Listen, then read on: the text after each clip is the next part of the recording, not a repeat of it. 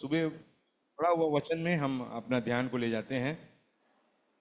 AD 45 മുതൽ 100 വരെയുള്ള കാലഘട്ടങ്ങൾ ലോക സാഹിത്യ ചരിത്രത്തിൽ ഏറ്റവും പ്രധാനപ്പെട്ട നാളുകളാണ്.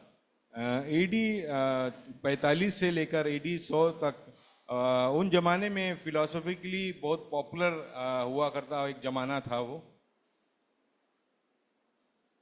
സാഹിത്യ ചരിത്രത്തിൽ ആ വർഷങ്ങളുടെ പ്രാധാന്യം എന്ന് പറയുന്നത് ലോകത്തിലെ ഏറ്റവും ഉത്കൃഷ്ടമായ ഗ്രന്ഥരചന നടന്നത് ആ കാലഘട്ടത്തിലാണ്. उन वर्षों में जो है सबसे अच्छा लेखन वो उन जमाने में लिखा गया देख पाते हैं हम. പറഞ്ഞത് മനസ്സിലാക്കാണല്ലോ. आप लोग समझ गए होंगे हम क्या कर रहे हैं. ബൈബിളിലെ പുതിയ നിയമം അതിലെ 20 how many books? 7. New testament में कितने बुक्स? 25.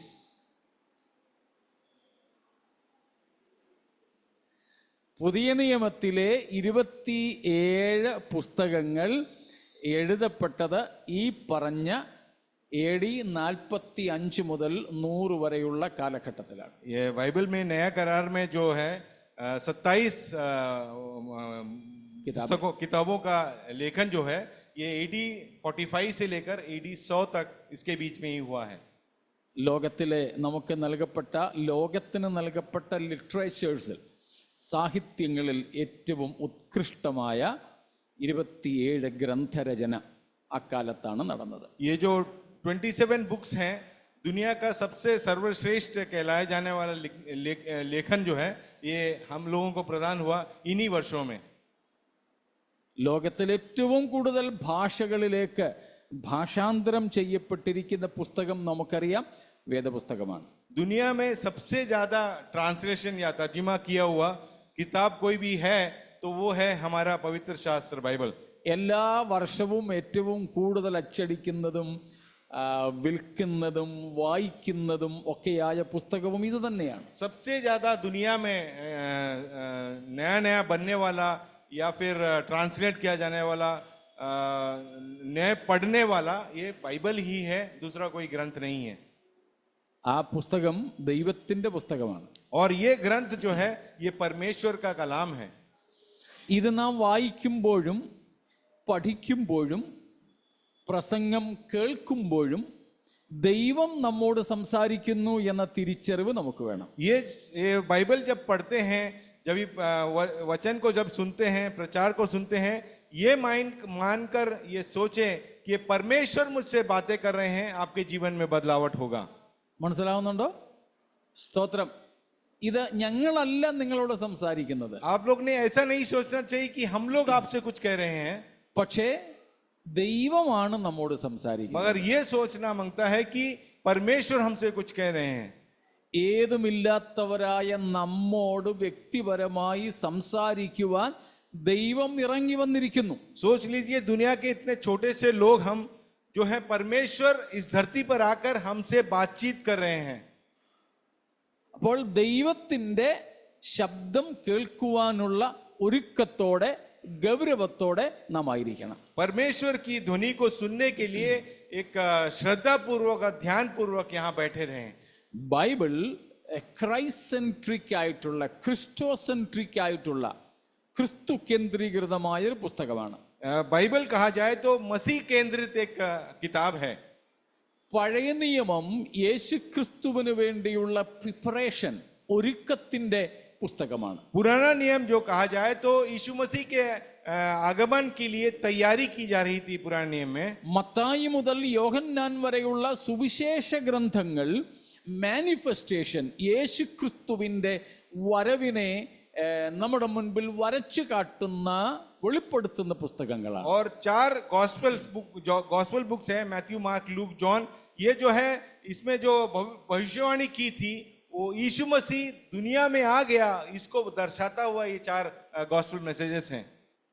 അപ്പോസ്തല പ്രവൃത്തികൾ is the book of propagation of Christ. അപ്പോസ്തല പ്രവൃത്തികൾ യേശുക്രിസ്തുവിനെ പ്രസംഗിക്കുന്ന പുസ്തകമാണ്. और प्रेरितों का काम जो किताब है वो काम है यीशु मसीह के शब्दों को दूसरों के सामने प्रस्तुत किया जाने वाला एक ग्रंथ है वो.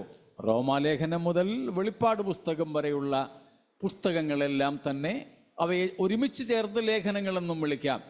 അവ യേശു ക്രിസ്തുവിൻ്റെ എക്സ്പ്ലനേഷൻസ് ആണ്, ക്രിസ്തുവിനെ നമ്മുടെ മുമ്പിൽ വിവരിക്കുകയാണ്. और रोमी पत्री से लेकर प्रकाशित वाक्य तक यीशु मसीह के सिखाए वचनों को कैसे प्रैक्टिकल जीवन में लाया जाए ये बताने वाली ग्रंथें हैं. Explaining Christ himself. वो मसीह को कैसे दूसरों को समझा कर देना है. ഇപ്പൊ 4 കാര്യങ്ങളാണ് ഞാൻ പറഞ്ഞത്. मैं यहाँ पर 4 बातों को बताया आपके सामने. മനസ്സിലായോ? आप लोग को समझ में आया होगा. पहला वाला जॉन, पहला माथ्यू से पहले भी तो कुछ है. हाँ, what is that?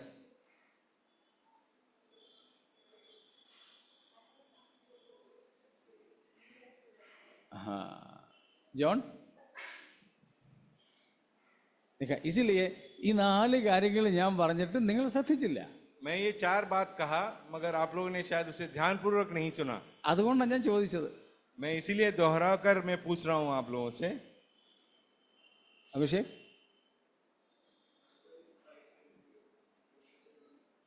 Old testament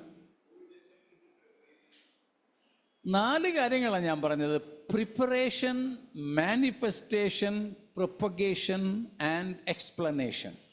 पहला पुराना नियम जो है यीशु मसीह के आगमन की तैयारी हो रही थी. पहला 4 गॉस्पेल्स जो है यीशु मसीह के आगमन होता है और प्रेरितों का काम यीशु मसीह का प्रचार होता है. और रोमियो के किताब से प्रकाशित वाक्य तक यीशु मसीह का विवरण होता है. എന്ന് പറഞ്ഞാൽ മൊത്തത്തിലും ആരാ കേന്ദ്രബിന്ദു? ക്രിസ്തു. अगर पूरा बाइबल को लिया जाए तो उसका केंद्र बिंदु जो है वो मसीह यीशु है. അതാണ് ക്രിസ്റ്റോസെൻട്രിക്, ക്രിസ്തു കേന്ദ്രീകൃതം എന്ന് പറഞ്ഞത്. इसीलिए उसको मसीह केंद्रित एक ग्रंथ कहा जाता है. നാം ഈ റോമാലേഖനമാണ് ഇപ്പോൾ വായിച്ചത്. हमने यहाँ पर रोमियो की पत्री पढ़ी. വളരെ പരിചിതമാണ്. वो सब लोग अच्छे से वाकिफ है इससे. പല പ്രാവശ്യം നാം അതിൽ നിന്ന് പഠിച്ചിട്ടുണ്ട്. उस वचनों से हमने कई बार सीखा है. എന്താണ് റോമാലേഖനം പറയുന്നത്? रोमियो की पत्री हमसे क्या बातचीत करती है? It speaks about the justification or the righteousness of those who believe in Christ, or in Christ by faith we are justified. യേശു ക്രിസ്തുവിലുള്ള വിശ്വാസത്താൽ നാം നീതീകരിക്കപ്പെടുന്നു എന്നാണ് റോമാലേഖനം നമ്മെ പഠിപ്പിക്കുന്നത്. रोमियो की पत्री हमको ये सिखाता है कि यीशु मसीह पर विश्वास करने से वो लोग धार्मिक बन जाते हैं. धार्मिकता का कारण ये यीशु मसीह के विश्वास से ही होता है. ये बात रोमियो की पत्री हमें सिखाता है. നീതീകരണത്തിന്റെ ആവശ്യകതയെക്കുറിച്ച് 1, 2 അധ്യായങ്ങളും 3-ാം അധ്യായത്തിന്റെ 23 വരെയുള്ള വാക്യങ്ങളും പൗലോസ് പറയുന്നു. रोमियो की पत्री 1, 2 और 3 अध्याय का 23वां वचन तक ये सिखाता है कि धार्मिकता क्यों हमारे जीवन में जरूरी है या अहमियत क्यों ज्यादा है उसका. എന്ന് വെച്ചാൽ അവിടെ പറയുന്നത് നമ്മളെല്ലാവരും പാപികളാണെന്നാണ്. तो ये तीन चैप्टर्स हमको सिखाते हैं कि हम सब कोई भी धर्मी नहीं है, हम सब पापी हैं. എന്നാൽ 3:24 മുതൽ ദൈവം നമ്മെ നീതീകരിക്കുവാൻ വേണ്ടി തയ്യാറാക്കിയ കാൽവറി ക്രൂശിന്റെ വിവരണം തരുന്നു. और 23वां वचन से आगे जो है परमेश्वर ने हमको धर्मी ठहराने के लिए जो सूली बनाया था उसके बारे में कहता है. 24 മുതൽ 26 വരെ, 24 से लेकर 26 तक. 27-ാം വാക്യം മുതൽ ആ നീതീകരണം പ്രാപിക്കുവാനുള്ള മാധ്യമത്തെ പറ്റി പറയുന്നു. അതാണ് വിശ്വാസമാർഗം. और इस धार्मिकता को पाने के लिए आपको कोई दूसरे साधनों का नहीं, एक ही माध्यम है, वो विश्वास से ही संभव है. ये बात 26 और 27 में लिखा गया है. എന്നിട്ട് 4-ാം അധ്യായം ആ വിശ്വാസത്തിൻ്റെ ഒരു ഇല്ലുസ്ട്രേഷനാണ്. പഴയ നിയമത്തിൽ നിന്ന് ഉദാഹരണങ്ങൾ എടുത്ത് നമ്മോട് വിശ്വാസത്തെപ്പറ്റി പറയുന്ന ഒരു അധ്യായമാണ് 4-ാം അധ്യായം. और उस विश्वास जो धार्मिकता में ले जाता है हमको, उस विश्वास के बारे में समझाता हुआ एक वचन है रोमन्स चैप्टर 4, जो पुराने नियम से उदाहरण ले लेकर हमको समझाता है कि क्या विश्वास है. നിങ്ങൾക്കൊരു പക്ഷേ ഓർമ്മ കാണും, ആ 4-ാം അധ്യായത്തിൽ എത്ര പ്രാവശ്യം കണക്കിട്ടു റെക്കൻഡ് ഓർ കൗണ്ടഡ് എന്ന് എഴുതിയിട്ടുണ്ടെന്ന്. उन वचनों में कितने बार गिना गया कर कर दोहरा कर बताया है. या गिना गया या ठहराया, वो सब अलग अलग शब्द दिया है. याद है किसी को? Counted to him as righteousness, कितने बार उसमें दोहराया गया है? रूफस, जवान, आप लोग कई बार सुन चुके हैं, इसलिए आप लोगों से पूछ रहा हूं. 11 പ്രാവശ്യമാണ് അവിടെ അപ്പോസ്തലനിലൂടെ പരിശുദ്ധാത്മാവ് ആ കാര്യം രേഖപ്പെടുത്തുന്നത്. 11 बार प्रेरित पौलुस ने ये इन वचनों के द्वारा आप लोगों से कहा है. വിശ്വാസത്താൽ നമ്മുടെ പേരിൽ ദൈവം കണക്കിടുന്ന ഒന്നാണ് നിധി. हम विश्वास करें यीशु मसीह पर तो हम लोगों को दिया जाने वाला है धार्मिकता. നമ്മൾ മുമ്പേ പാടിയ പാട്ടിനകത്ത് പാടിയായിരുന്നല്ലോ നമ്മുടെ സ്ഥിതി എന്തായിരുന്നു. हमने गाया सुबह, हमारी अवस्था किस प्रकार की थी पहले. സ്തോത്രം. ഞാൻ ആദ്യം പറഞ്ഞായിരുന്നു പാടുമ്പോൾ ഓരോ അക്ഷരത്തിലൂടെയും നമ്മൾ പോകണമെന്ന്. मैं सुबह में बताया कि हम जब गीत गाते हैं हर एक शब्द को हम ध्यान पूर्वक गाएं. നാം ഒടുവിൽ പാടിയ പാട്ടിനകത്ത് അതിനു മുമ്പുള്ളതിലും ഉണ്ടായിരുന്നു, എടുത്തി കാര്യങ്ങൾ പറഞ്ഞിരുന്നു. इन बातों को हमने गाने के तौर पर हमने गाया है आज सुबह. സ്തോത്രം.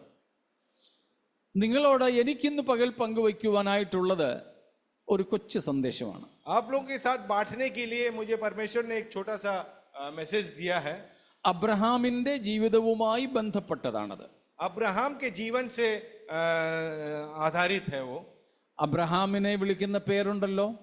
अब्राहम को पुकारा जाने वाला एक नाम है, वो क्या है? क्या है रूफस? വിശ്വാസികളുടെ പിതാവ്. वो विश्वासियों का पिता है वो. സ്തോത്രം. അപ്പോൾ ആ അബ്രഹാം നമുക്ക് കാട്ടുന്ന ചില മാതൃകകൾ, उस अब्राहम हमको दिखाने वाला कुछ मार्गदर्शन है. ഏത് വിഷയത്തിൽ? किस विषय पर? വിശ്വാസം എന്ന വിഷയത്തിൽ. विश्वास जो विषय है इसके आधार पर. എല്ലാം എടുത്തു പറയാൻ എനിക്ക് സാധിക്കുമെന്ന് തോന്നുന്നില്ല. और हर उदाहरण में आप लोग के सामने पेश नहीं कर सकूंगा. അബ്രഹാമിനെ വിശ്വാസികളുടെ പിതാവായി തിരുവെഴുത്ത് പരിചയപ്പെടുത്തുന്നു. वचन हमको दिखाता है कि हमारा विश्वास का पिता जो है वो अब्राहम के तौर पर बताया है. ദൈവത്തിന്റെ സ്നേഹിതനായിട്ടും അദ്ദേഹത്തെ ബൈബിൾ വിളിക്കുന്നുണ്ട്. परमेश्वर का मित्र है, ऐसा अब्राहम के संबंध में वचन कहता है.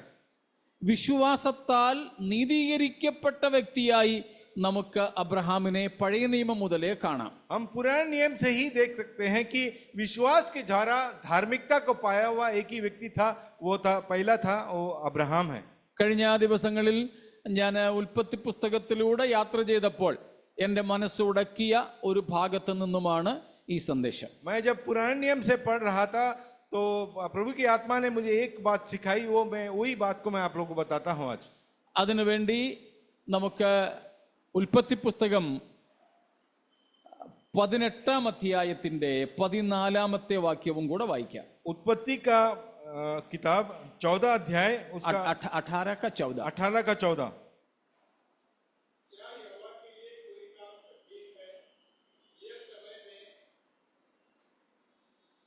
बस उतना काफी है. क्या यहोवा के लिए कोई काम कठिन है? മലയാളത്തിൽ നമ്മൾ വായിക്കുന്നു, യഹോവയ്ക്ക് കഴിയാത്ത വല്ല കാര്യവും ഉണ്ടോ? क्या यहोवा के लिए कोई काम कठिन है? In English, Is anything too hard for the Lord?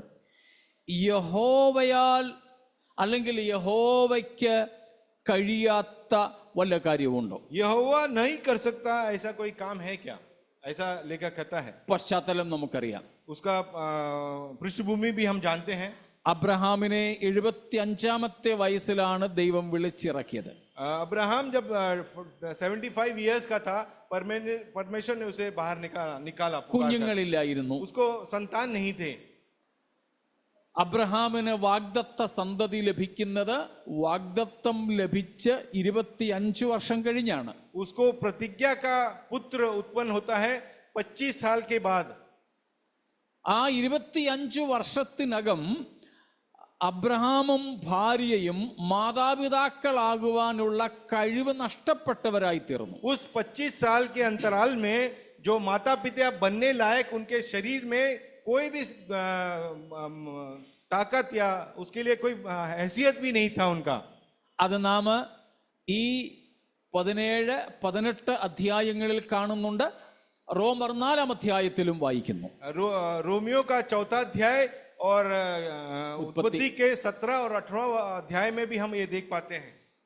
സാറായും അബ്രഹാമും വാർദ്ധക്യം ചെന്ന് മാതാപിതാക്കളാകാനുള്ള ശാരീരിക ക്ഷമത നഷ്ടപ്പെട്ടവരായി തീർന്നു. वो अब्राहम और सारा जो उम्र में ज्यादा हो चुके थे, वृद्ध अवस्था में थे, और उनका शरीर कोई ऐसा अवस्था था कि वो पुत्र को जन्मने के लिए वो तैयार भी नहीं था, अवस्था में नहीं था. വാഗ്ദത്തം കൊടുത്ത 24-ാമത്തെ വർഷം ദൈവം തൻ്റെ അടുക്കൽ വന്ന് സംസാരിക്കുന്ന വാക്കുകളാണ് ഉൽപ്പത്തി 18-14 നമ്മൾ കണ്ടത്. ये 24 साल जब वादा किया पहला, उसके 24 साल के बाद में परमेश्वर आके उससे ये बातें करता है. 24 വർഷം കൊണ്ട് മനസ്സും അടുത്തു, ശരീരം ക്ഷയിച്ചു. 24 साल के बाद इंतजार के बाद भी उनका मन भी थक जाता है, शरीर से भी वो कमजोर है. മനസ്സ് ക്ഷീണിച്ചതുകൊണ്ടാണ് സാറ ഹാഗാറിനെ, തൻ്റെ കൻക്യൂബിനെ അബ്രഹാമിന് വേണ്ടി കൊടുത്തത്. सारा क्योंकि पूरी तरह दिमाग से मन से भी कमजोर हो चुकी थी, इसीलिए उसने हागार को अब्राहम को दिया ताकि उसके द्वारा एक संतान को उत्पन्न कर सके. ദൈവം കൊടുത്ത വാഗ്ദത്തം ദൈവം പറഞ്ഞതുപോലെ ഇനി സംഭവിക്കത്തില്ലെന്ന് ഇരുവരും ഏതാണ്ട് ഉറപ്പിച്ചു. परमेश्वर ने जो प्रतिज्ञा दिया था कि उनको वादा किया हुआ एक संतान प्रदान होगा, मगर परमेश्वर नहीं कर सकता है, यह सोच करके हागार को उनके सामने दिया. അതുകൊണ്ട് ഇസ്മായേൽ ജനിച്ചു. और इसके द्वारा इस्माइल का जन्म होता है. ഇസ്മായേലിനും ഏതാണ്ട് 13 വയസ്സായി. और इस्माइल 13 साल का जब हो गया था, तब അപ്പോഴാണ് ദൈവം ഈ 18-ാം അധ്യായത്തിലെ ഒരു കോൺവെർസേഷനിലേക്ക് അബ്രഹാമുമായിട്ട് വരുന്നത്. और इस्माइल का जब 13 साल बीत गया हो गया, तभी जाकर परमेश्वर आकर अब्राहम से वार्तालाप करता है. ये ആ സമയത്ത് അബ്രഹാം ദൈവത്തോട് പറയുന്നുണ്ട് ചിരിച്ചുകൊണ്ട്, വേണ്ട കർത്താവേ, ഇസ്മായേൽ നിന്റെ മുമ്പിൽ ജീവിച്ചിരുന്നാൽ മതി. तो वो हंस करके अब्राहम जो परमेश्वर से कहता है कि अब नहीं, सिर्फ मैं चाहता हूं कि इस्माइल आपके सामने, मेरे सामने जीवित रहे करें. അബ്രഹാം ദൈവത്തോട് പറയുകയാണ്. ദൈവം വാഗ്ദത്തം കൊടുത്തപ്പോൾ അബ്രഹാം ചിരിച്ചുകൊണ്ട് ദൈവത്തോട് പറഞ്ഞു, വേണ്ട കർത്താവേ, സാറായിൽ ഇനിയിപ്പോ ഒരു മോനെ ഒന്നും വേണ്ട, ഇസ്മായേൽ അങ്ങ് ജീവിച്ചിരുന്നാൽ മതി. अब्राहम से परमेश्वर वायदा करता है कि मैं तुझे एक संतान दूंगा. तब परमेश्वर के सामने अब्राहम हंसकर कहता है कि क्योंकि वो जानता है कि मेरे शरीर से हो नहीं सकता है, परमेश्वर से कहता है कि इस्माइल ही जिंदा रहेगा तो मेरे लिए ठीक है. 17-ാം അധ്യായത്തിന്റെ 18-ാമത്തെ വാക്യമാണ്.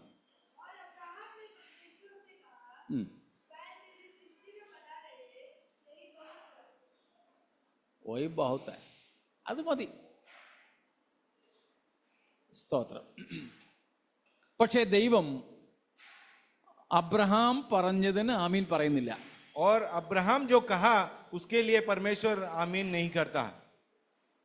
ദൈവം പറയുന്നു, ഇല്ല, നിന്റെ ഭാര്യ സാറ തന്നെ നിനക്കൊരു മകനെ പ്രസവിക്കും. और तब परमेश्वर कहता है कि नहीं, तेरी पत्नी सारा ही उस प्रतिज्ञा के बेटे को जन्मेगी। ഇതൊക്കെ കേട്ടിട്ട് സാറായും ഉള്ളിൽ ചിരിക്കാൻ തുടങ്ങി. और ये बातें सुन करके मन ही मन हंस रही थी सारा। അപ്പോൾ അബ്രഹാമും സാറായും ചിരിച്ചു. ദൈവത്തിന്റെ വാഗ്ദത്തത്തെ ഉൾക്കൊള്ളാൻ അവർക്ക് കഴിയാതെ വന്നു. परमेश्वर की प्रतिज्ञा को वो स्वीकार नहीं कर सकते थे क्योंकि उनके शरीर की अवस्थाओं को जानते थे और मन ही मन वो हंसने लगे। എന്നാൽ ദൈവത്തിന്റെ മറുപടിയാണ് നാം 14-ാം വാക്യത്തിൽ വായിച്ചത്. मगर परमेश्वर का जो उत्तर था उसके लिए 14वां वचन में हमने पढ़ा। എന്താണ്? യഹോവയ്ക്ക് അല്ലെങ്കിൽ യഹോവയാൽ കഴിയാത്ത വല്ല കാര്യവും ഉണ്ടോ? क्या यहोवा के लिए कोई काम कठिन है, ऐसा परमेश्वर अब्राहम से पूछता है। ഇന്ന് പകലിൽ നമ്മോടും ദൈവം ചോദിക്കുന്നൊരു ചോദ്യമാണ്. आज भी परमेश्वर हमसे पूछने वाला एक प्रश्न है कि क्या कोई काम मुझसे असंभव है। നമ്മുടെ ജീവിതത്തിലും ചിലതിനൊക്കെ വേണ്ടി നാം കാത്തിരുന്നിട്ടുണ്ടാകാം. हमने कई बार कुछ चीजों के लिए, अवस्थाओं के लिए हमने चाहत रखा होगा। നാം വർഷങ്ങളായി പ്രാർത്ഥിക്കുന്ന കാര്യങ്ങൾ കാണും. हमने कई वर्षों से उस विषय के लिए हमने प्रार्थना की होगी, പക്ഷേ മറുപടി കിട്ടാഞ്ഞപ്പോൾ നാം കാര്യം വിട്ടുകളഞ്ഞു കാണും. मगर हमारा प्रार्थना का कोई जवाब न आते हुए देखकर हमने उस वस्तु के बारे में छोड़ दिया रहेगा सोचना। നമ്മുടെ ഈ കാലഘട്ടത്തിലെ ഏറ്റവും വലിയ പ്രാർത്ഥനാ മനുഷ്യരിൽ ഒരാളായിരുന്നു ജോർജ് മുള്ളർ. हमारे जीवन काल में एक सुना हुआ व्यक्ति है जॉर्ज मुलर, जो परमेश्वर से निरंतर प्रार्थना करने वाला व्यक्ति था। തനിക്ക് ഓർഫണേജ് തുടങ്ങിയുള്ള പല സ്ഥാപനങ്ങൾ ഉണ്ടായിരുന്നു. उनके कई ऑर्फनेजेस थे और बहुत सारे ऐसे अच्छे कामों के जगह खोल के रखे थे उन्होंने। ആരിൽ നിന്നും പണം ചോദിക്കാറില്ലായിരുന്നു. वो किसी से उसके लिए सब चलाने के लिए कई हाथ फैलाकर पैसे नहीं मांगते थे वो। ചെലവിന് വേണ്ടി പോക്കറ്റിൽ കാശുമില്ല. और कई काम करने के लिए उनके हाथ में बिल्कुल फूटी कौड़ी भी नहीं हुआ करता था। തൻ്റെ ജീവിതത്തിൽ നേടിയത് മുഴുവനും പ്രാർത്ഥനയാൽ മാത്രമാണ്. और जो भी उन्होंने जीवन में पाया वो सब कुछ बातें परमेश्वर से प्रार्थना करने के हेतु ही उन्होंने पाया। കേവലം ഭൗതിക വിഷയങ്ങൾ മാത്രമാണെന്ന് കരുതരുത്. सिर्फ भौतिक अवस्थाओं के बारे में ही सिर्फ ऐसा है सोचना नहीं। നമ്മുടെയൊക്കെ ജീവിതത്തിൽ എന്തെങ്കിലും ഇല്ലാതെ വന്നാൽ നമ്മൾ എന്താ ചെയ്യുക? अगर हमारे जीवन में कुछ चीजें चाहिए तो फिर हम क्या करेंगे? സ്തോത്രം. മനസ്സിലാവുന്നുണ്ടോ? क्या आप लोग समझ रहे हैं? ഇന്നലെ ഞാനൊരു സാക്ഷ്യം കേട്ടു. कल एक गवाही मैंने इस प्रकार सुनी। ഒരു ദൈവദാസൻ തന്റെ പിതാവിനെ പറ്റി പറഞ്ഞതാണ്. अपने एक पास्टर अपने पिता के संबंध में वो कह रहे थे। ആ പിതാവും പാസ്റ്റർ ആയിരുന്നു. उनके पिता भी पासवान थे। കടുത്ത ഹാർട്ട് അറ്റാക്ക് വന്ന് മരണാസന്നനായി താൻ വീണു. उनको हृदय रोग होकर वो गिर कर पड़े थे। മരുന്ന് ഉപയോഗിക്കാത്ത മനുഷ്യനാണ്. वो दवा का इस्तेमाल नहीं करते थे। എന്ത് ചെയ്യും നമ്മളാണെങ്കിൽ? अगर हम होते तो हम उस अवस्था में क्या करते? പൊക്കിയെടുത്ത് ആശുപത്രി കൊണ്ടുപോകും. तुरंत उन्हें उठाकर अस्पताल ले जाते। പക്ഷേ അദ്ദേഹത്തെ ഒരു പെന്തക്കോസ്ത് വീട്ടിൽ പോലും കൊണ്ടുപോകാനില്ലാഞ്ഞതിന് ഒരു CSIക്കാരുടെ വീട്ടിൽ കൊണ്ടു കിടത്തി പ്രാർത്ഥിച്ചു. കർത്താവ് ആ മനുഷ്യനെ അവിടെ നിന്ന് എഴുന്നേൽപ്പിച്ചു. क्योंकि उनके शरीर को उठाकर ले जाने के लिए एक पेंतकोस्त परिवार भी अगल बगल में नहीं था, तो एक CSI परिवार में ले जाकर उनके घर में रखकर उनके लिए प्रार्थना किया उन्होंने। നമ്മുടെ ജീവിതത്തിൽ അങ്ങനെയൊക്കെയുള്ള അവസ്ഥകൾ വരുമ്പോൾ നാം എന്താ ചെയ്യുക? अगर उस अवस्था में अगर कोई हो जाए तो हम उस अवस्था में क्या करेंगे? हम ഏതെങ്കിലുമൊക്കെ ആവശ്യങ്ങൾ നമുക്കുണ്ടാകുമ്പോൾ നമ്മൾ ആദ്യം എന്താ ചെയ്യുന്നത്? हमारे जीवन में भी कई जरूरतें हैं, ऐसे कोई अचानक से जरूरत आ गई, आन पड़ी, तो फिर आप उस अवस्था में क्या करते हैं? ദൈവമുഖത്തേക്ക് നോക്കുകയാണോ? क्या हम परमेश्वर की ओर हमारे आंखों को लगाते हैं या പ്രാർത്ഥിക്കുകയാണോ ചെയ്യുക? क्या हम सबसे पहले प्रार्थना करते हैं? ജോർജ് മുള്ളറിനെ കുറിച്ച് ഇന്നലെ തന്നെ ആ ദേവദാസൻ പറഞ്ഞ ഒരു കാര്യമാണ് ഞാൻ നിങ്ങളോട് പറയുന്നത്. पिछले दिनों में वो पास्टर ने जॉर्ज मुलर के संबंध में कहा, वही बात मैं आप लोगों को कहता हूँ।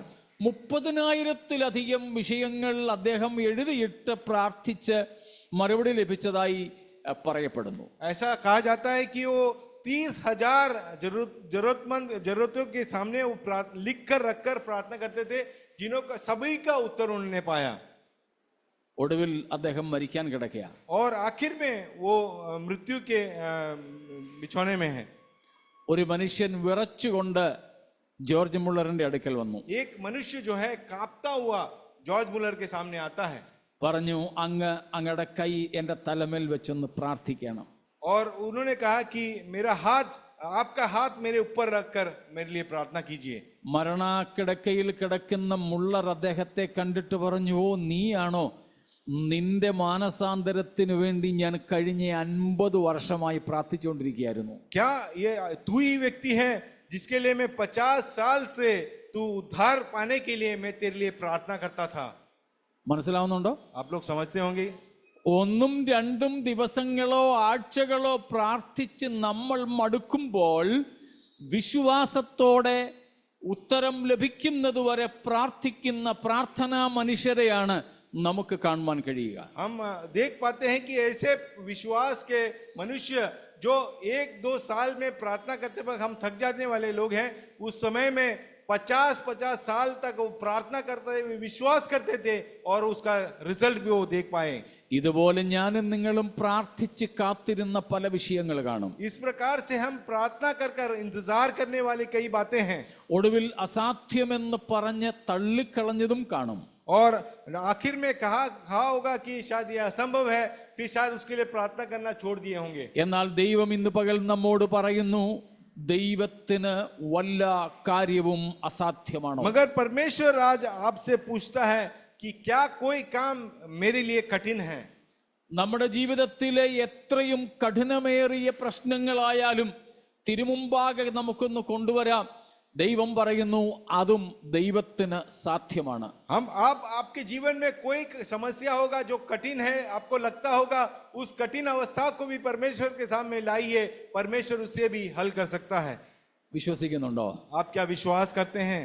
നമ്മുടെ ജീവിതത്തിലെ അസാധ്യതകളിൽ മേൽ ദൈവത്തിന്റെ കരങ്ങൾ നീട്ടും എന്ന് നമുക്ക് വിശ്വസിക്കാം. कोई भी कठिन काम हो हमारे लिए, परमेश्वर उसके ऊपर हाथ लगाए तो वो कठिनाई को दूर कर सकता है. ഓർക്കുക, ദൈവത്തിന് ദൈവത്തിന്റെ സമയമുണ്ട്. आप लोग सोचिएगा कि परमेश्वर के लिए उसका समय है जब वो कार्य करता है. ദൈവത്തിന് ദൈവത്തിൻ്റെതായ രീതിയുമുണ്ട്. और परमेश्वर उसके रीति से वो काम करता है. നമ്മുടെ സമയത്തും നമ്മുടെ രീതിയിലുമായിരിക്കില്ല ദൈവം शायद പ്രവർത്തിക്കുന്നത്. हम सोचने वाले समय में और हम सोचने वाले रीति से वो काम शायद परमेश्वर ऐसा नहीं करेगा. നമ്മൾ പാട്ട് പാടാറുണ്ട്, അസാധ്യമെന്ന് ഞാൻ കരുതിയ നാൾ അന്നാളിൽ അവൻ എന്നോട് ചൊല്ലി, മനുഷ്യരാൽ അസാധ്യം സാധ്യമാക്കുന്നവൻ നിന്നോട് കൂടെയുണ്ട്. अगर हम एक ऐसा इस प्रकार से गीत गाते हैं, कोई असंभव बात के लिए प्रार्थना करने थे, परमेश्वर उस असंभव बात को संभव करने वाला परमेश्वर आपके साथ है कर कर. സ്തോത്രം. നമ്മുടെ ഒക്കെ ജീവിതത്തിൽ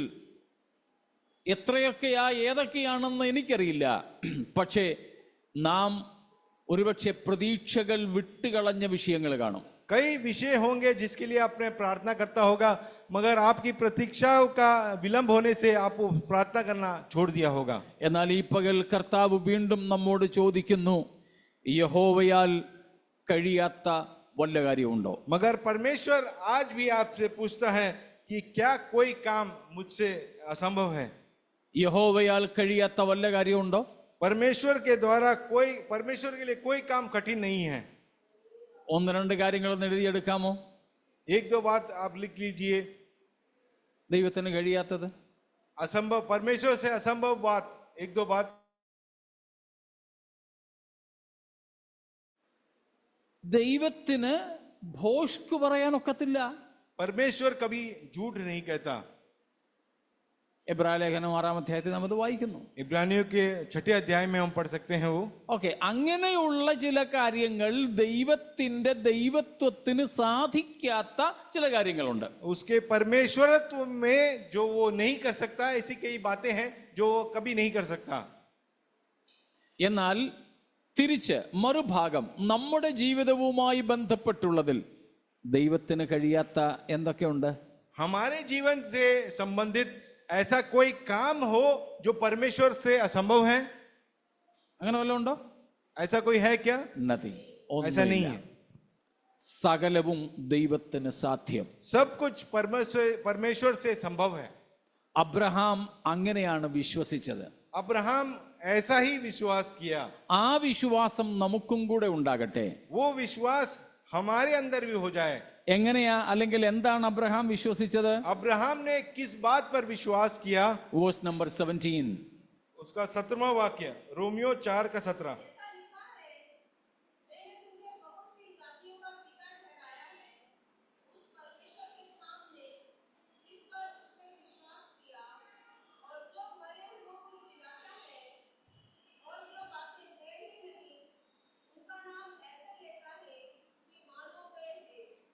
അബ്രഹാമിന്റെ വിശ്വാസത്തെ സംബന്ധിച്ച് രണ്ട് പ്രധാന കാര്യങ്ങൾ ഈ വാക്യത്തിലുണ്ട്.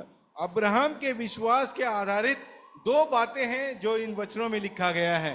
ഒന്ന്, മരിച്ചവരെ ഉയർത്തെഴുന്നേൽപ്പിക്കുന്ന ജീവിപ്പിക്കുന്ന ദൈവത്തിൽ അവൻ വിശ്വസിച്ചു. मरे हुओं को जिलाने वाला विषय उसमें पूर्ण विश्वास करता था वो. മനസ്സിലാവുന്നുണ്ടോ? क्या आप समझते हैं? അവൻ ദൈവത്തെ വിശ്വസിച്ചത് ദൈവം മരിച്ചവരെ ഉയർപ്പിക്കുവാൻ കഴിവുള്ളവനാണെന്നാണ്. अब्राहम पूर्णतः से विश्वास ये करता था कि कोई मरा हुआ व्यक्ति है उसको वो जिला सकता है. അതുകൊണ്ടാണ് ഇസഹാക്കിനെ യാഗം കഴിക്കുവാൻ അബ്രഹാമിന് ഭയമില്ലാതിരുന്നത്. इसीलिए अब्राहम से जब कहा कि अपने इकलौते बेटे आइजक का बलि कर दे, तो वो जाने के लिए, उसको मारने के लिए फिर तैयार हो गया था. കാരണം ആ ചാരത്തിൽ നിന്നും ഇസഹാക്കിനെ തിരിച്ചെഴുന്നേൽപ്പിച്ചു കൊടുക്കുവാൻ ദൈവത്തിന് കഴിയുമെന്ന് അവൻ വിശ്വസിച്ചു. क्योंकि अब्राहम पूर्णतः विश्वास करता था कि इसहाक को मारकर जला दिया जाए, उसके राख में से भी इसहाक को उठा सकता था, ऐसा विश्वास करता था अब्राहम. ഇന്ന് പകലിൽ എന്നെയും നിങ്ങളെയും കുറിച്ച് കർത്താവിന് അപ്രകാരമുള്ള വിശ്വാസം ഉണ്ടായിരിക്കണമെന്ന് ആഗ്രഹമുണ്ട്. उस अब्राहम के विश्वास के समान एक विश्वास आप में भी आज है, कर परमेश्वर देखना चाहता है आप में. രണ്ടാമത് അബ്രഹാം വിശ്വസിച്ചത് ഏത് ദൈവത്തിലാണ്? अब्राहम दूसरा परमेश्वर के कार्य पर विश्वास क्या करता था? ഒന്നുമില്ലാത്തതിനെ ഉള്ളതുപോലെ വിളിച്ചു വരുത്തുന്ന ഒരു ദൈവം. और जो बातें नहीं हैं उनको नाम से ऐसा लेता था मानो वो हैं. കുറച്ച് ദിവസം മുമ്പും ഞാൻ നിങ്ങളോട് ചോദിച്ചു. मैंने कुछ दिन पहले ही आप लोगों से पूछा. ദൈവം പറഞ്ഞു വെളിച്ചമുണ്ടാകട്ടെ. परमेश्वर ने कहा उजियाला हो जाए. വെളിച്ചം ഉണ്ടായി. तभी उजियाला हो गया. ഗോലു, അതിനു മുമ്പ് വെളിച്ചം എവിടെയായിരുന്നു? और उसके पहले उजियाला कहां पर था? परमेश्वर ने बोला उजियाला हो गया, तो उससे पहले उजियाला कहां थी?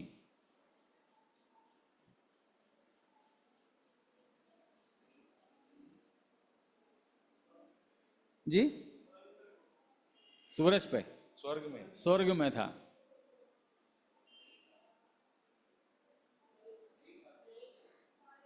नहीं था, ഇല്ലായിരുന്നു. उजियाला था ही नहीं. എന്താ, എങ്ങനെയാ ദൈവം സൃഷ്ടിച്ചത്? मगर उसने उजियाले की सृष्टि किस प्रकार से की? Creation out of nothing. ഒന്നുമില്ലായ്മയിൽ നിന്നുമാണ് ഇവയെല്ലാം വിളിച്ചു വരുത്തിയത്. और शून्यता में से उसको उत्पन्न करता है वो. സ്തോത്രം.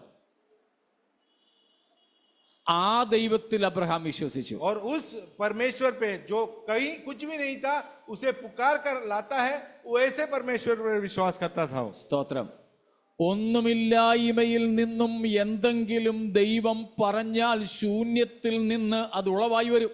अगर परमेश्वर कहे तो शून्य में से भी वो वस्तु जो है उत्पन्न कर सकता है. ആ ദൈവത്തിൽ അബ്രഹാം വിശ്വസിച്ചു. उस परमेश्वर पर अब्राहम अटल विश्वास रखा था. എന്റെയും നിങ്ങളുടെയും ജീവിതത്തിലും ചില അസാധ്യതകളെ മുമ്പിൽ കാണുമ്പോൾ നമുക്ക് ഈ ദൈവത്തിൽ വിശ്വസിക്കാം. ഒന്ന്, മരിച്ചവരെ ഉയർപ്പിക്കുന്നവൻ. രണ്ട്, ഒന്നുമില്ലായ്മയിൽ നിന്നും സകലത്തെയും ഉള്ളതുപോലെ വിളിച്ചു വരുത്തുന്നവൻ. ऐसा हम भी परमेश्वर पर विश्वास करें कि जो मरे हुआ को भी जिला सकता है, जो शून्य अवस्था से एक वस्तु को उत्पन्न कर सकता है, उस परमेश्वर में विश्वास कीजिए। അബ്രഹാമിന്റെ വിശ്വാസത്തിൻ മൂന്നാമത്തെ പ്രത്യേകത, अब्राहम की विश्वास की तीसरी खासियत 18ാമത്തെ വാക്യം. उसके 18वां वचन में है। മതി. ആശയ്ക്ക് വിപരീതമായി ആശയോടെ വിശ്വസിച്ചെന്നാണ് മലയാളത്തിൽ. उसमें लिखा है कि आशा के विपरीत में हिंदी में एक और बार पढ़ो.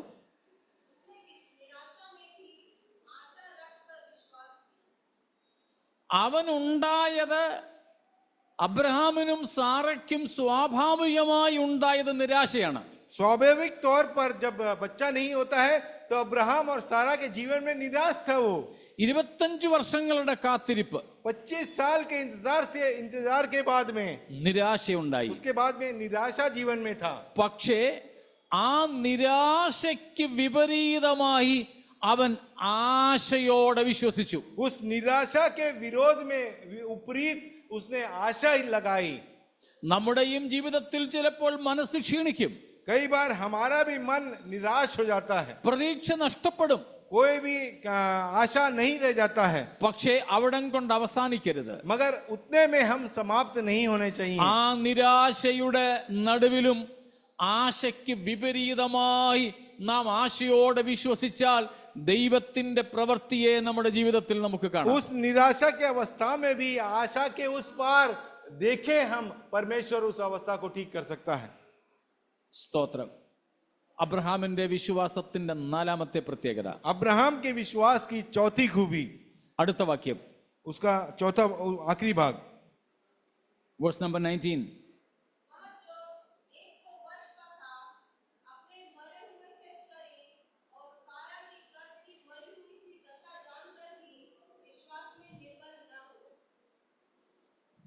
അബ്രഹാമും ഭാര്യയും ശരീരത്തിൽ ക്ഷീണിച്ചു.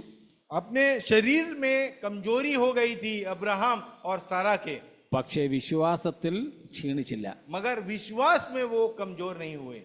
മനസ്സിലാവുന്നുണ്ടോ? क्या आप लोग समझते हैं? ശരീരത്തിൽ അവർ ക്ഷീണിച്ചു, शरीर में कमजोर होते हैं, പക്ഷേ വിശ്വാസത്തിൽ ക്ഷീണിച്ചില്ല. मगर विश्वास में वो कमजोर बिल्कुल नहीं हुए। എന്നാൽ നമ്മുടെ ജീവിതത്തിലോ? मगर हमारे जीवन में सोच लीजिए क्या होता है।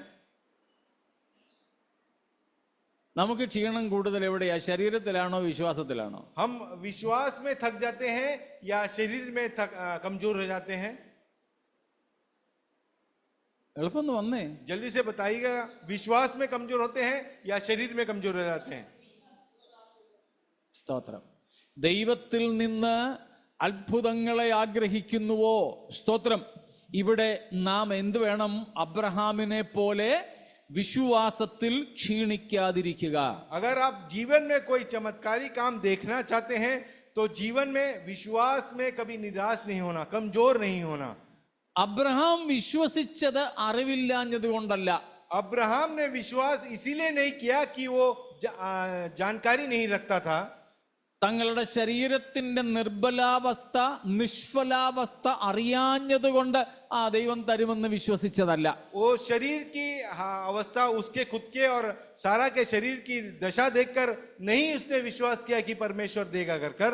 പക്ഷേ അവരുടെ ശരീരത്തിന്റെ നിഷ്ഫലാവസ്ഥ അറിഞ്ഞിട്ടും താൻ വിശ്വസിച്ചു. मगर वो अपनी अच्छी तरह जानता था कि उसका शरीर और सारा का शरीर बिल्कुल कमजोर है, ये उत्पन्न नहीं कर सकता, फिर भी वो परमेश्वर पर विश्वास करता था कि मुझे संतान प्रदान होगा। എന്ന് പറഞ്ഞാൽ इसका मतलब തങ്ങളുടെ ബലഹീനമായ ശരീരത്തിലാണോ അവർ വിശ്വസിച്ചത്, അതോ ബലവാനായ ദൈവത്തിലാണോ? इसका मायने ये है, अब्राहम खुद के शरीर पे विश्वास किया या बलवंत परमेश्वर पर विश्वास किया? നമ്മൾ പക്ഷേ കൂടുതലും നോക്കുന്നത് എവിടെയാ? मगर हम लोग कहां पर ज्यादा देखते हैं? സ്തോത്രം. ഒരു കാര്യവും കൂടെ, അടുത്തത്, उसके अगला एक भाग बताना चाहता हूं। അടുത്ത വാക്യം 20।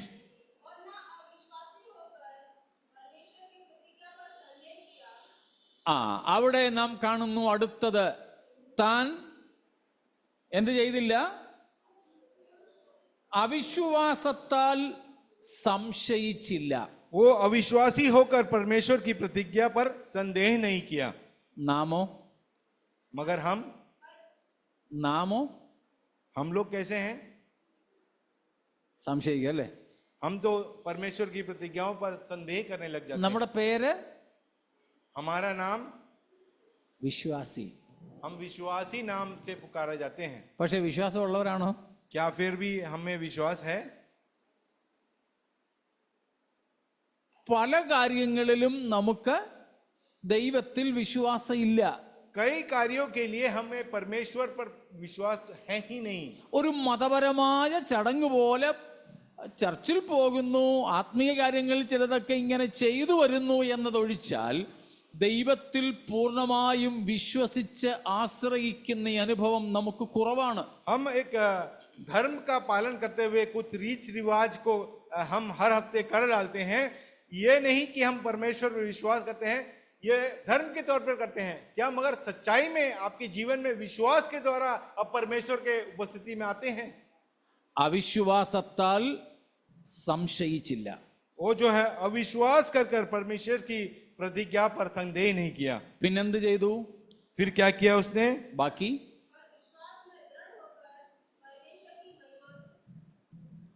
അടുത്തത് അവൻ വിശ്വാസത്തിൽ ശക്തിപ്പെട്ടു. वो विश्वास में दृढ़ हो गया। നമ്മുടെ ഓരോ ദിവസത്തെ ആത്മീയ ജീവിതം കഴിയുന്തോറും നമ്മൾ വിശ്വാസത്തിൽ ശക്തിപ്പെടുന്നുവോ അതോ ബലഹീനപ്പെടുന്നുവോ? हमारे विश्वास की यात्रा के हर दिन में अंत में आप क्या सोचते हैं कि आपका विश्वास कमजोर हुआ है या सुदृढ़ हुआ है? പ്ലീസ്.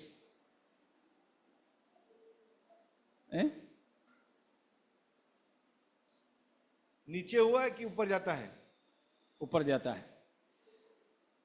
क्यों जॉन? ऊपर. വരും ദിവസങ്ങളിൽ ചിലപ്പം തമ്പുരാൻ നമ്മളെ ഒന്ന് ഉറച്ചു നോക്കിയേക്കും കേട്ടോ. ऐसा कहने वाले लोगों से परमेश्वर कभी कभी घिसकर आपको जांचेगा। സ്തോത്രം.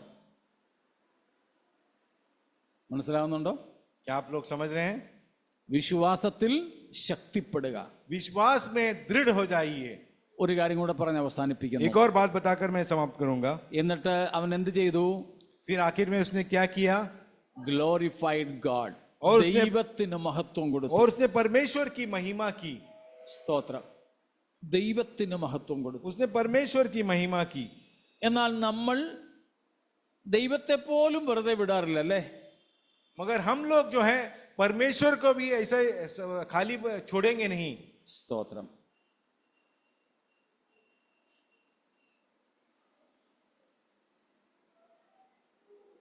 അടുത്തതോ? उसके बाद में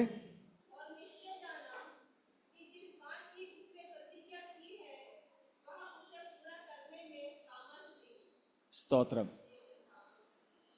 ദൈവം വാഗ്ദത്തം നിവർത്തിപ്പാൻ ശക്തനാണെന്ന് ഉറച്ചു. और उसने इस बात पर विश्वास किया, जो प्रतिज्ञा दिया है वो पूरा करेगा। ഈ കാര്യങ്ങൾ നമ്മുടെ ജീവിതത്തിലുണ്ടോ? ऐसा विश्वास आपके जीवन में है? അങ്ങനെയുള്ളവരോട് കർത്താവ് ഇന്നും ചോദിക്കുന്നു, യഹോവയാൽ കഴിയാത്ത വല്ല കാര്യവുമുണ്ടോ? और इस पर विश्वास करने वाले लोगों से परमेश्वर पूछता है, ऐसा कोई बात है जो परमेश्वर के लिए कठिन है? സ്തോത്രം. ശാരീരിക രോഗങ്ങളുടെ വിഷയമാണോ?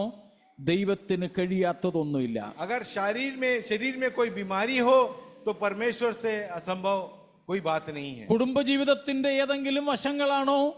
ദൈവത്തിന് അതും സാധ്യം. पारिवारिक जीवन की कोई समस्या हो उसे भी सुलझाने के लिए परमेश्वर से कोई असंभव नहीं है। പഠനം, അഡ്മിഷൻ, ജോലി, വിവാഹം എന്നു വേണ്ട ഏതു വിഷയത്തിലും ദൈവത്തിന് കഴിയാത്തതൊന്നുമില്ല. पढ़ाई, नौकरी, शादी या कोई भी अवस्थाओं में परमेश्वर से असंभव कोई बात नहीं है। സ്തോത്രം. വിശ്വസിക്കാൻ പറ്റുമോ? आप क्या विश्वास कर सकते हैं? Praise God. വെറുതെ കുത്തിയിരുന്നാൽ പോരാ, നാം അതിന് പ്രാർത്ഥിക്കുന്നവരും കൂടെ ആകണം. सिर्फ व्यर्थ में बैठकर विश्वास करने वाले नहीं, बल्कि उसके लिए काम करने वाले भी बन जाएं। ദൈവം പറഞ്ഞെന്നും പറഞ്ഞ് നാം ഇരിക്കരുത്. परमेश्वर ने प्रतिज्ञा की है, इसके लिए मैं बेकार में बैठा रहूंगा, ऐसा नहीं कहना। ആശ്രയബോധത്തോടെ നാം ദൈവത്തോട് പ്രാർത്ഥിക്കുക. परमेश्वर पर भरोसा रखकर उसके लिए प्रार्थना कीजिएगा. സ്തോത്രം. അതിനും കൂടെ ഒരു ഉദാഹരണം തരാം ഞാൻ. उसके लिए भी मैं एक उदाहरण देना चाहूंगा आपके सामने.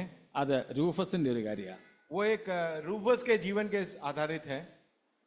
കുറെ ആഴ്ചകളായി നിങ്ങളോട് പങ്കുവയ്ക്കണമെന്ന് ഞാൻ പ്രതീക്ഷിച്ചു വരുമെങ്കിലും ഇന്ന് എനിക്ക് അതിനൊരു അവസരം ലഭിക്കുന്നു. कई हफ्तों से मैं सोचता हूं कि उसके लिए तैयारी के साथ मैं आकर मैं बताऊंगा, मगर अब तक हुआ नहीं.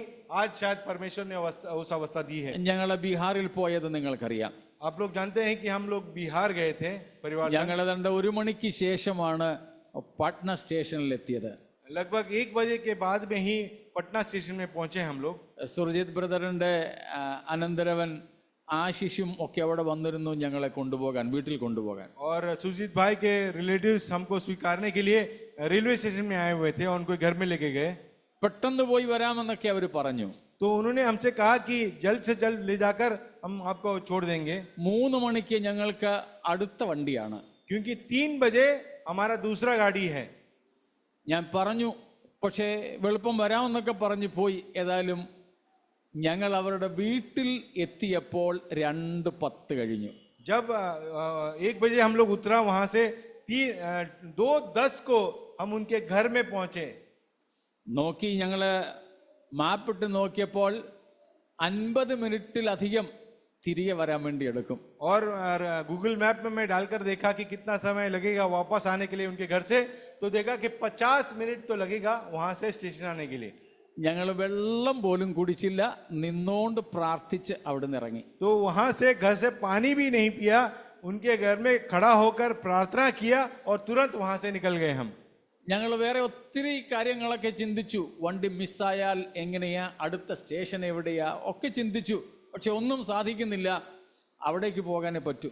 और उस समय हमारे सोच में था कि अगर 50 मिनट में हम पहुंचे नहीं तो हम कैसे जा पाएंगे, दूसरा स्टेशन में जाकर गाड़ी पकड़ पाएंगे, कौन सा स्टेशन है ये भी नहीं जानते थे. काफी घबरा गए. സാധനം എടുത്തോണ്ട് വരാനൊക്കത്തില്ല. ഞങ്ങളുടെ 2 പെട്ടിയുമായിട്ട് അനന്തരവൻ ആ സ്റ്റേഷനിൽ നിൽക്കുന്നു, ഒരു പെട്ടിയും ഞങ്ങളും ഈ വണ്ടിയിൽ. ആകപ്പാട് വല്ലാത്തൊരു സ്ഥിതി. बहुत ही बुरा अवस्था में हम लोग फंस गए थे.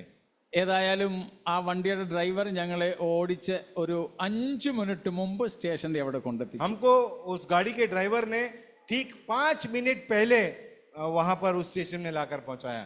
റോഡിലാണ് ഇറങ്ങുന്നത്.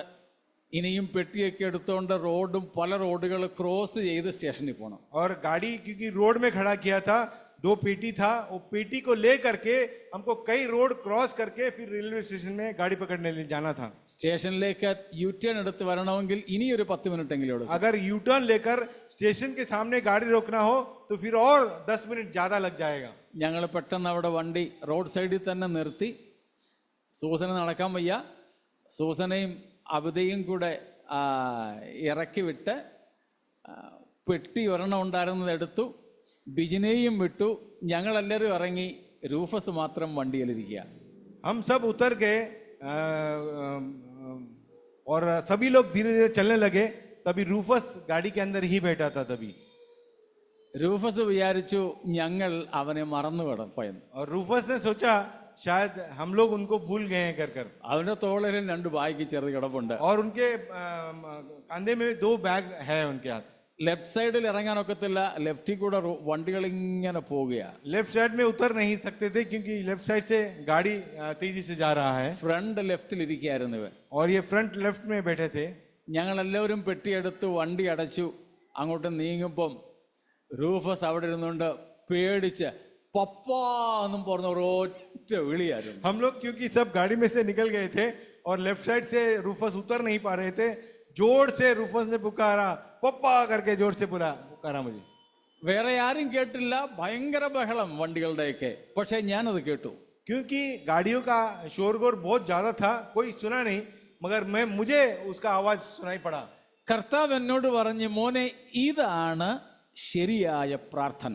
और मुझे परमेश्वर ने उस वक्त में सिखाया कि यही सही मायने में इसको प्रार्थना कहते हैं. അവൻ പരിസരബോധമില്ലാത്തവനായി ഒരൊറ്റ വിളിയായിരുന്നു. ആവശ്യബോധം കൊണ്ട് അവന്റെ മുഴുവൻ ശക്തിയും എടുത്ത് പപ്പ എന്നൊരൊറ്റ അലർച്ചയായിരുന്നു. क्योंकि वो जरूरत में था, क्योंकि कोई भी उसके साथ नहीं था, उसको उसने देखा नहीं अगल बगल में कोई सुनता है या नहीं, उसने जोर से पुकारा पप्पा कर कर। ഞാൻ അവനെ മറന്നതല്ല, मैं उसे भूला नहीं था, വിട്ടിട്ട് പോകാനല്ലായിരുന്നു, मैं उसको छोड़कर जाना नहीं चाहता था। ഞാൻ അവരെ വിട്ടിട്ട് ഇവനെ വന്ന് വിളിച്ചുകൊണ്ട് പോകാനായിരുന്നു. मैंने सोचा कि बाकी फैमिली मेंबर्स को उधर उस ओर ले जाने के बाद में इसको फिर वापस ले जाऊंगा। പക്ഷെ അതറിയാതെ അവന്റെ നിസ്സഹായത മനസ്സിലാക്കിക്കൊണ്ട് അവൻ ആശ്രയിച്ച, അവന് വിശ്വാസമുള്ള, അവന് സ്നേഹമുള്ള ഒരുത്തനെ പരിസരം മറന്ന് നിലവിളിയോടെ വിളിക്കുകയാണ്. उस असहाय अवस्था में उसने सोचा मुझसे प्रेम करने वाला, मुझे संभालने वाला शायद मुझे छोड़कर गया है, तो अगल बगल में देखा नहीं कि कौन उसे देख रहा है, सुन रहा है। उसने जोर से पुकार कर उसने रोया, जो मायने एक प्रार्थना था, मुझे संभाल लो।